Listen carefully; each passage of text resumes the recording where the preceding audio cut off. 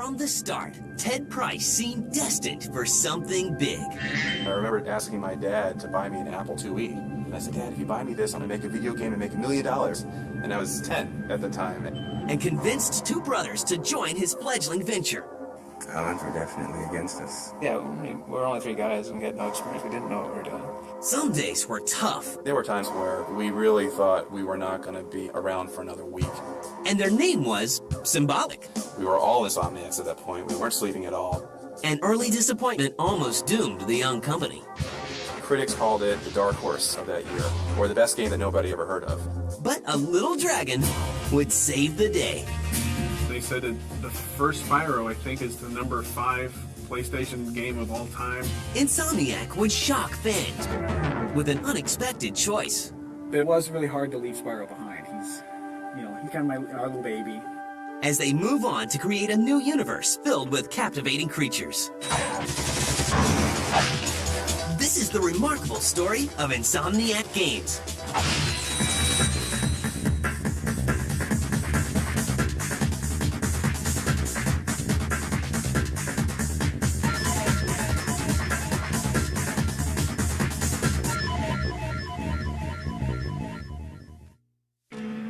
It all began with a simple request.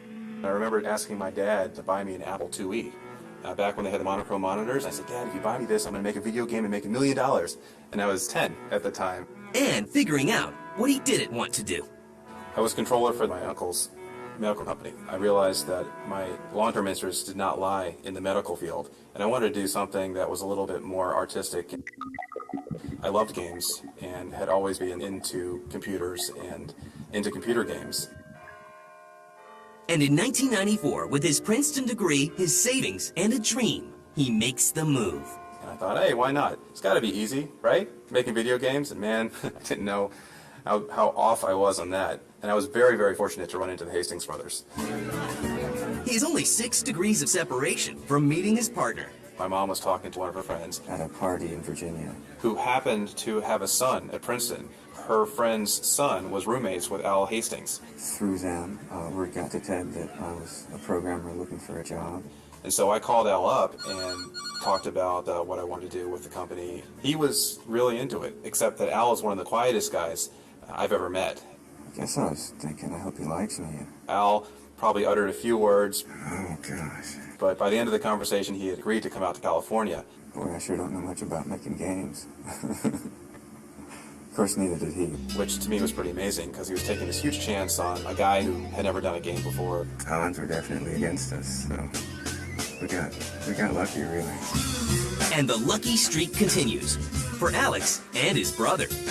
I was a math and literature double major, but I've been programming since I was 12. I talked Brian into quitting his real job and coming to make a go of it. I was working at a pacemaker company, and I had a really good job. My dad definitely didn't want me leaving that.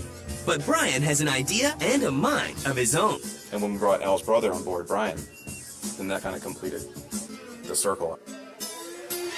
And naming the brand new Southern California company will prove to be an obstacle. There were some great ones. There was Ragnarok, Black Sun Software. I was just putting random words together, thinking what two things go together. I just thought Moon and Turtle, and I thought, well, this is going to be great. Everyone's going to love it. And no, nobody loved it. I wanted to name it The Resistance Incorporated.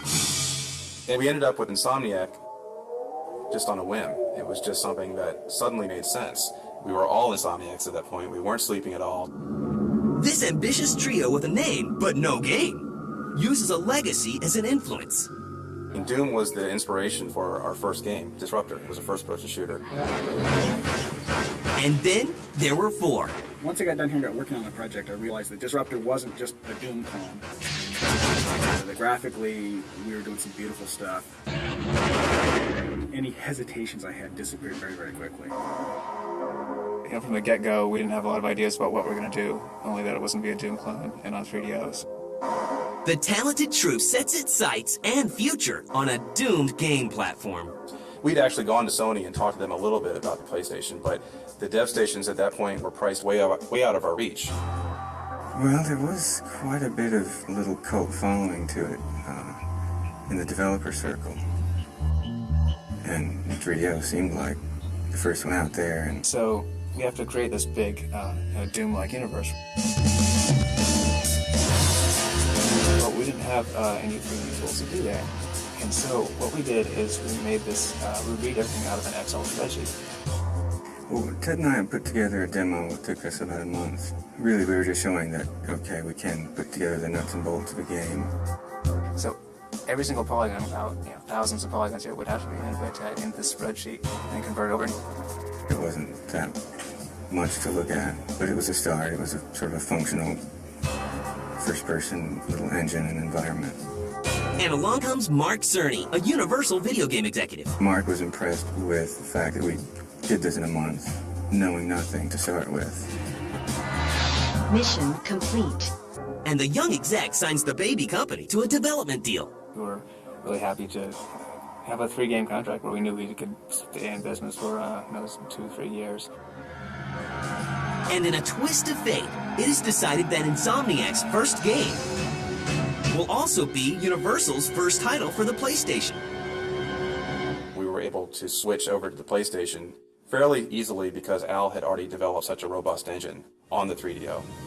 First of all, it went from about 10 hertz to a solid 30 hertz.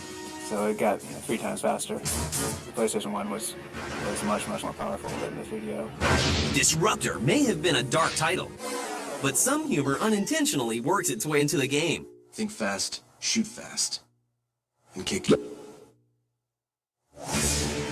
Here we were working with Universal Studios, and we're at the young technology startup, and what better chance to have video games and movies come together. The story was supposed to be serious, Are you ready for your first training mission, Private? Sir, yes, sir. even though the movie sequences we recorded were funny because they were so cheesy. Your job is simple. Run the gauntlet, They're horrible. get your butt out alive. Disruptor is released in December 1996 to very high hopes. Unfortunately, there were a few magazine ads. There weren't any TV ads. We had a little PR where we had some editors come by the office, but that was it. So most of the sales were through word of mouth. Maybe it's time you tried it out. It was definitely a critical success. It just wasn't a financial success. But what really made us happy was that critics called it the dark horse of that year, or the best game that nobody ever heard of. I think it's sort of become a cult classic at this point. It's well remembered. Insomniac will eventually say goodbye to first-person shooters. And hello to a charismatic baby dragon.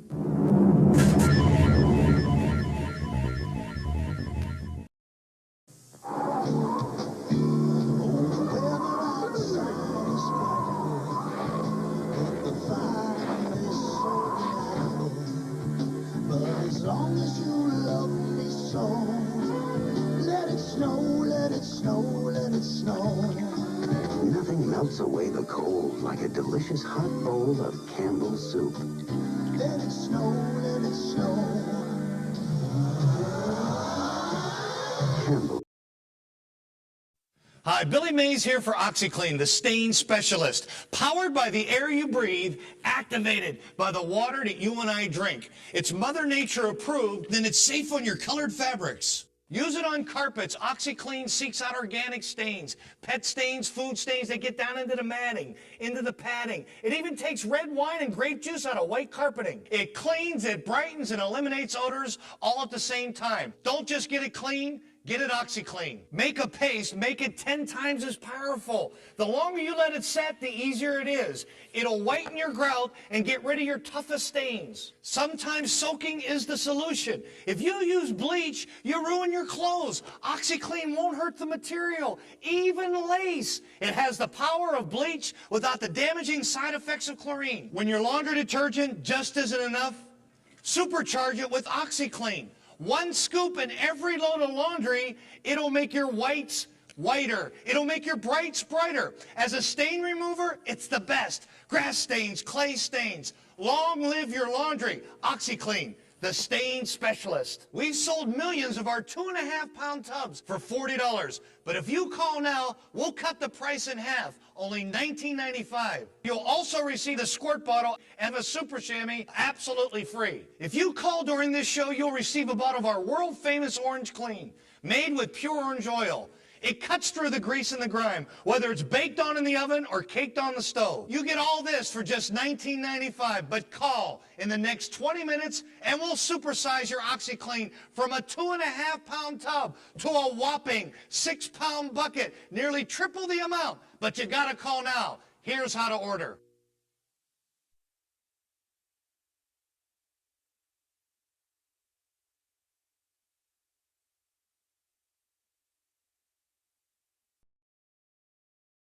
At Little Caesars, we have hot and ready pizzas available all day, every day, so you don't have to call 1-800-TRY-LITTLE-C to order. Just come in and pick one up. I repeat, do not call 1-800-TRY-LITTLE-C, or you will be sorry.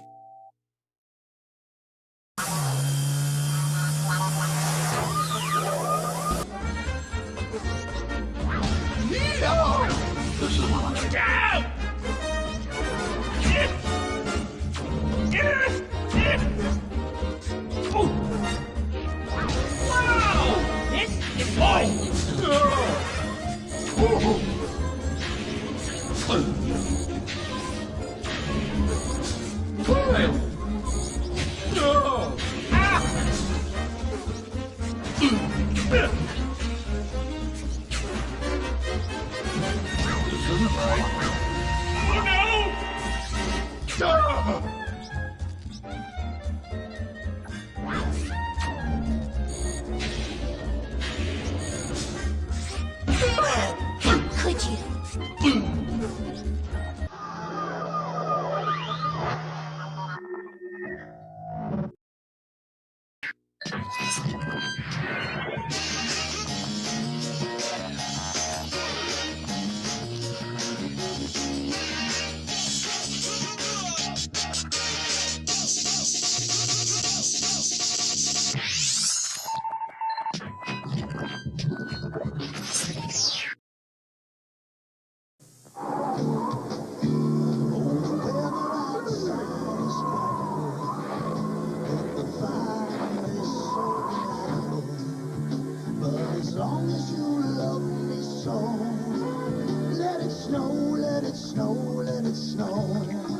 Nothing melts away the cold like a delicious hot bowl of Campbell's soup. Let it snow, let it snow. Campbell. Ladies and gentlemen, our takeover of General Motors is complete. Dr. Abel, we can now use GM's Ultium platform to power our whole operation. Now we can reduce tailpipe emissions. I'm sorry, am I no longer Dr. Evil? I'm Dr. Good now? I didn't get the meme. Climate change is arguably the #1 threat to the world now. Dr. Abel, you are now the #2 threat to the world. I refuse to be number two. We have to help the planet. Oh, please, cheer. For my son. Your son? You mean I'm a grandfather now? I shall name him Baby Me. No, his name is Kyle. You must help save the world first. Then you can take over the world. Okay, Frau, how about you let me do the business, all right? Hold on, I've got it. I will help save the world first, then take over the world. Ingenious, Dr. Evil.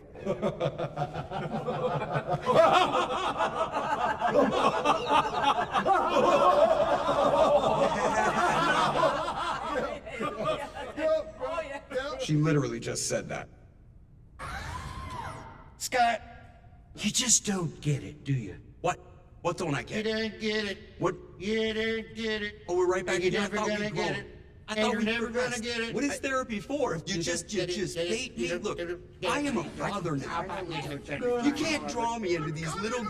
I'm not gonna play these baby. You do not get it. You act like a child. Here it is. You don't get it. You're the worst parent ever. Get Into it, this- comma? You do! Exclamation mark. I am an adult. You can't push my buttons anymore. Ow! We'll reduce our carbon footprint. Whatever. Okay, people, we're going all electric. Look, the floor's opened up, and there are cars there. Yeah. Okay, let's go.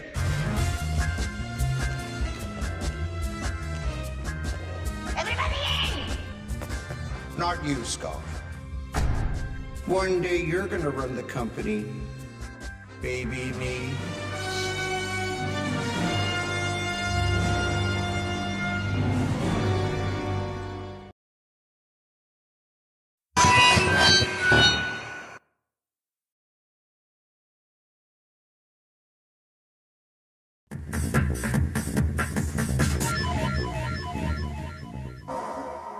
By 1997, Insomniac Games had released Disruptor, a first-person shooter inspired by the world of Doom.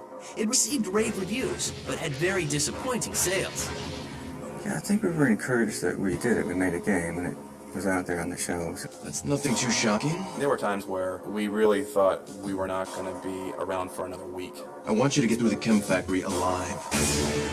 I think the press was universal enough that they weren't going to let us go. We were just very fortunate and appreciative to be alive. Mark Cerny, one of the fledgling company's earliest supporters, puts in his 2 cents for their next endeavor. He was looking ahead to the next couple of years of the PlayStation and realized that the demographics were quickly moving downward. And the video game troupe changes their direction. I wanted to do a game that my mother would be able to play, and she didn't like Disruptor very much. I think we all wanted to do something that had a more mass market appeal. Yeah, Craig initially threw out the idea of a dragon. So instead of flying all the time, he's more of a young dragon who walks and glides. We kind of messed around with that. We did some sketches, and once the idea was suggested, it kind of clicked with all of us individually that why wouldn't this suit us better? We don't have to try to be better than the next guy. We could just be kind of whimsical. And a young star begins to hatch. I think we felt really confident right from the first character drawing. At that point, we thought, okay, now this looks like a mascot character. This looks like something that could be big. His name is Spyro. And his world is unlike any other. Well, it's vaguely medieval, but more fantastic. It was one of the first games that really had distant views, where we were able to create these very wide open environments, and that was a result of Al's engine being able to create multiple levels of detail for the environment. The game that is supposed to be fun is having some serious labor pains. I have to say that there were points in the production cycle where we were in crunch mode, just like every other development team, and things looked fairly bleak. Never fear, Spyro, the cute little purple dragon, meets the deadlines.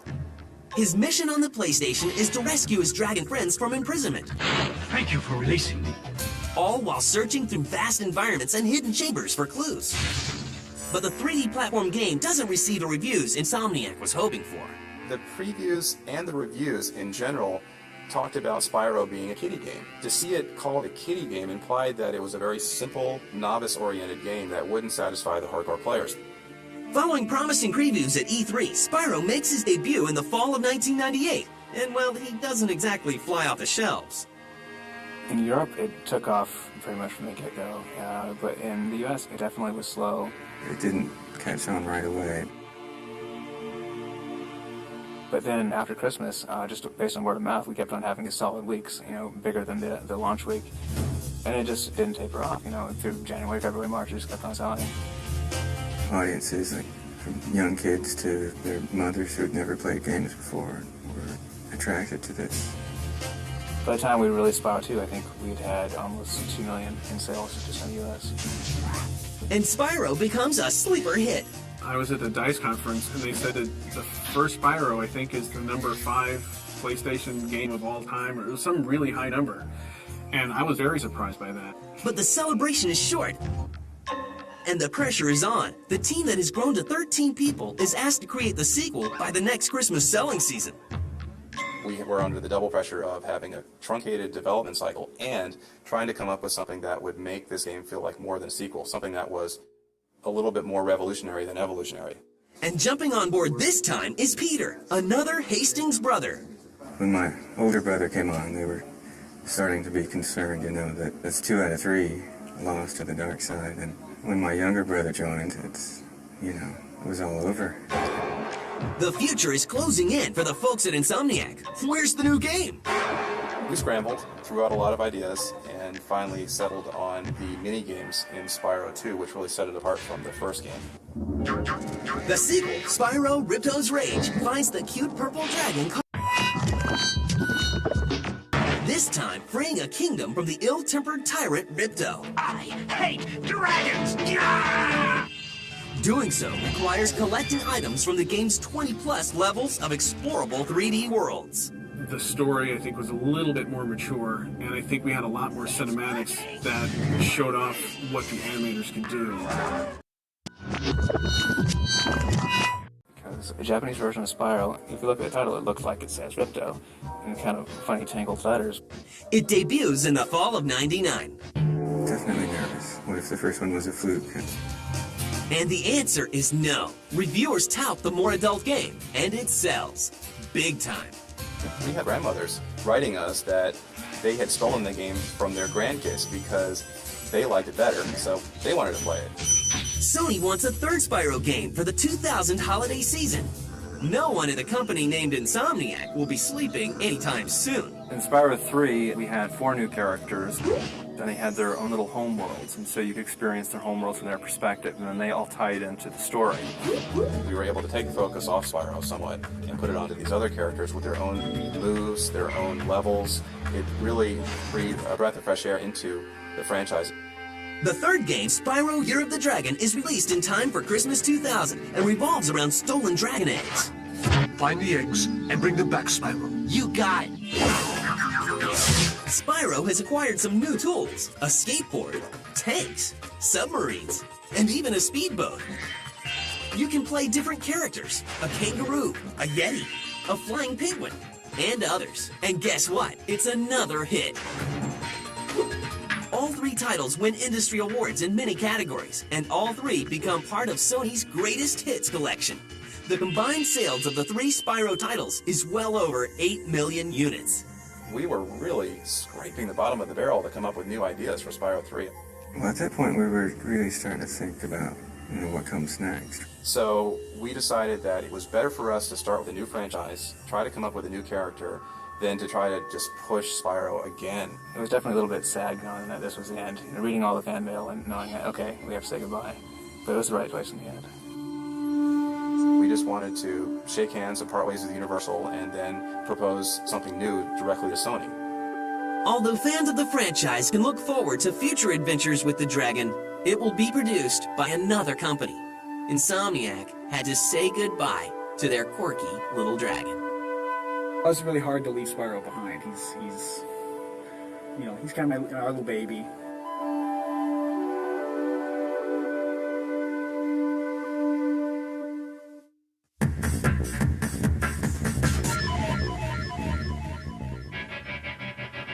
After releasing Spyro Year of the Dragon, Insomniac has grown to over 30 people. The 3 original founders are still surprised by the incredible international success of the Spyro franchise.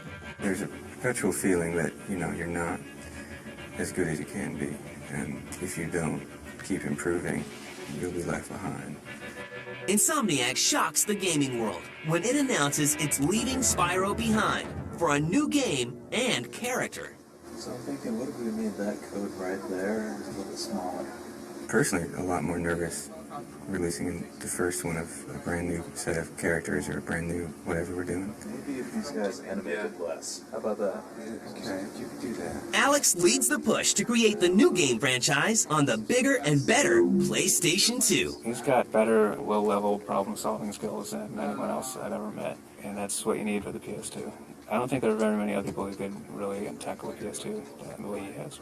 It definitely was a quantum step to move from PlayStation 1 to PlayStation 2. It was very, very challenging, but I think that was the exciting part of it. It was kind of mysterious because no one really knew what the PlayStation 2 could do quite yet.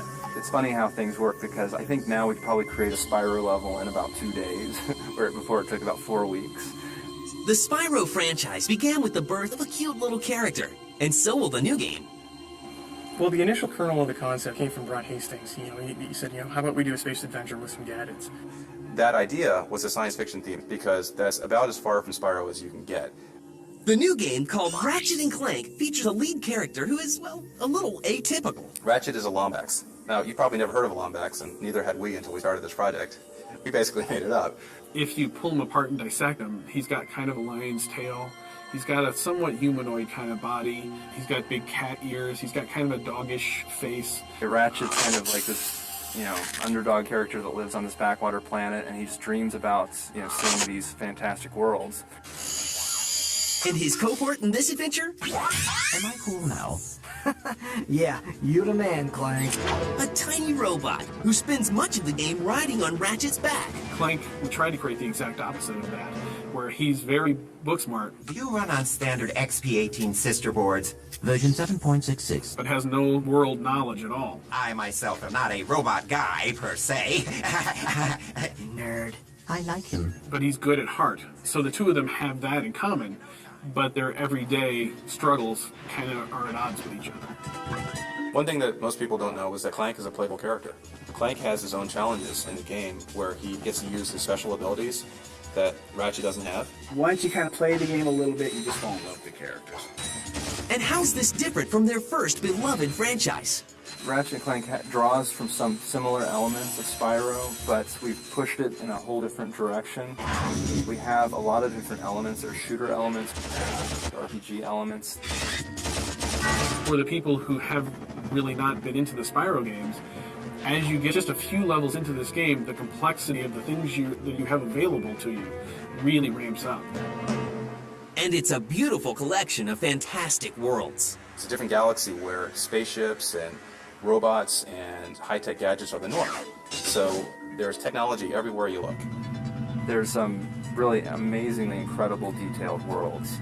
People are just going to be astounded by the visuals. Every different vantage point can really have some outstanding views. And all of the characters, both big and small, have multifaceted personalities. Some of the characters are angry. Oh yeah, but it is weak. Weak! We try very hard with all of our characters to make sure they're not plain vanilla. Every time you encounter a character in Ratchet and Clank, they're going to have a very strong personality. The two of you make me sick! And what about the weapons? Sweet! We really didn't want parents to be upset when their kids played this game. There's no blood. Sure, you are blowing things up. We couldn't get around it. That's the gameplay. That's what happens. But you don't blow something into 50 pieces and see blood splatter lying on the ground. You have an arsenal of more than 30 gadgets and tools and weapons at your disposal. Real men can swing without silly toys like that! And this is a game for everybody. I think it's very accessible. You don't need to know a whole lot about video games. First and foremost, core of the gameplay is action. But there are some puzzles that are fairly cerebral. For people who do play video games, this offers something different for the genre of game. There's just so much stuff to do. Compared to Spyro, there's 10 times as many moves you can do, 10 times as much stuff you can blow up.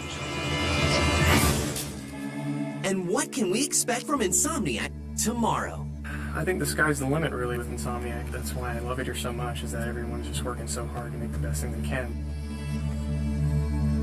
I think as long as we're loving what we're doing, hopefully people love playing it. That's our real hope, that we can get a good response from the public. People saying, that was really fun.